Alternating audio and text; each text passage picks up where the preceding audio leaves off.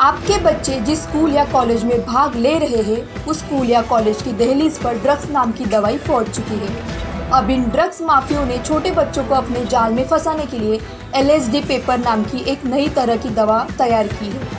Cartoon paper पर दवाएं बिक रही है। ड्रग्स को विशेष रूप से अंतर्राष्ट्रीय बाजार में पुलिस को खुश करने और स्कूल कॉलेज परिसरों में बिक्री के लिए डिजाइन किया गया है। कुछ प्रकार के पारभासी कागज को एसिड में भिगोया जाता है और फिर उसे डाइथाइलमाइडिक नाम रसायन में मिलाकर पारदर्शी रूप में परिवर्तित किया जाता है। इस प्रक्रिया के बाद पेपर शीट को सुखाया जाता है और उस पर कार्टून स्टिकर्स चिपकाए जाते हैं। फिर इस कागज पर pink Superman, blue Batman, black Spiderman जैसे विभिन्न कार्टून चित्र खींचे जाते हैं। वर्तमान में खुदरा दवा बाजार में इन दवाओं को 25 प्रमोदम, तापरी जैसे विभिन्न कोडवर्ड द्वारा संदर्भित किया जाता है। एक LCD पेपर की कीमत 165 या लगभग 12,000 रुपए तक होती है। विदेशों में ये दवा इतनी प्रचलित हो गई है कि दुनिया के कई हिस्सों में युवा इसके आदी हो गए हैं। इसलिए ये जटिल दवाएं जो अब मुंबई, ठाणे और अन्य महानगरों की दहलीज पर आ गई है, भविष्य में एक बड़ा सिरदर्द होगी। इसलिए हमें अभी से सावधान रहने की जरूरत है, नहीं तो आपका बच्चा अपनी जेब में कार्टून पेपर ले जाना खतरनाक दवा हो सकता है। कई देशों में धूम मचा रहा पेपर बम यानी LCD पेपर ड्रग का नेटवर्क इस समय ठाणे, मुंबई में तेजी से बढ़ रहा है। हालांकि इसमें से भी ज्यादा चौंकाने वाली बात यह है कि पुलिस की जांच में सामने आया है कि एक 21 साल की शख्स ने बेहद डार्क वेब के जरिए इन सभी दवाओं को ऑनलाइन ऑर्डर दिया था। स्कूलों, कॉलेजों, IT पार्कों आदि में आसानी से बिकने के लिए अंतर्राष्ट्रीय ड्रग माफिया द्वारा विशेष रूप से डिजाइन की गई इन दवाओं को बेहद खतरनाक माना जाता है। इतनी खतरनाक दवाएं ऑनलाइन बिक रही है, इस जानकारी से पुलिस भी हैरान है।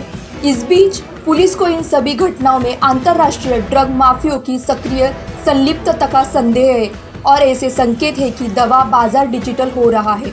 ड्रग्स की ऑनलाइन उपलब्धता से पुलिस के लिए एक नया सिरदर्द पैदा हो गया है।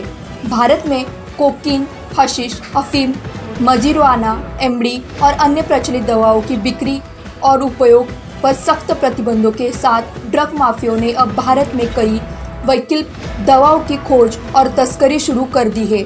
MD और एफ्रोडिन कुछ ऐसी दवाएं हैं जिनके बारे में कुछ साल पहले तक पुलिस को पता भी नहीं था। इन नशीली दवाओं के तस्करों ने भारत में बहुत सारी गुप्त दवाओं की तस्करी और बिक्री शुरू कर दी है, क्योंकि जब नई दवाओं की तस्करी की बात आती है तो आम आदमी पुलिस को दिखाई भी नहीं देता है। नए प्रकार की दवाओं में से एक LCD पेपर उर्फ पेपर बॉम्ब है।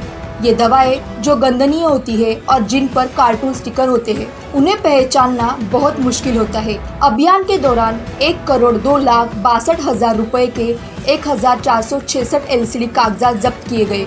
पुलिस ने एक बयान में कहा कि उन्होंने डार्क वेब के जरिए ड्रग्स का ऑनलाइन ऑर्डर दिया था।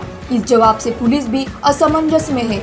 नशीली दवाओं के विरोधी दस्ते के अधिकारियों ने संदेह व्यक्त किया है कि अंतर्राष्ट्रीय ड्रग माफिया सक्रिय रूप से ऐसी खतरनाक दवाओं की ऑनलाइन बिक्री में सक्रिय रूप से शामिल है।